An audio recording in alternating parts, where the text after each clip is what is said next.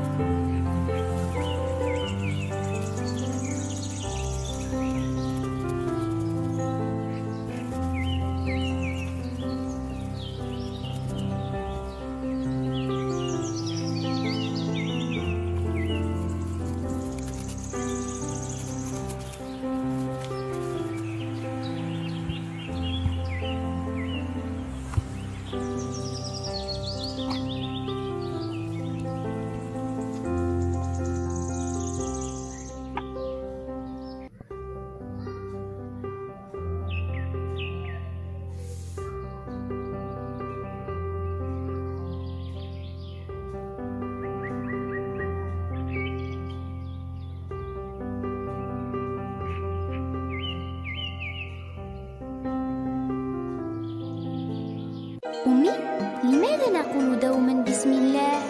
لأنك حين تقولين بسم الله يكون الله معك ويبارك لك في كل شيء. Maman, pourquoi on doit toujours dire bismillah?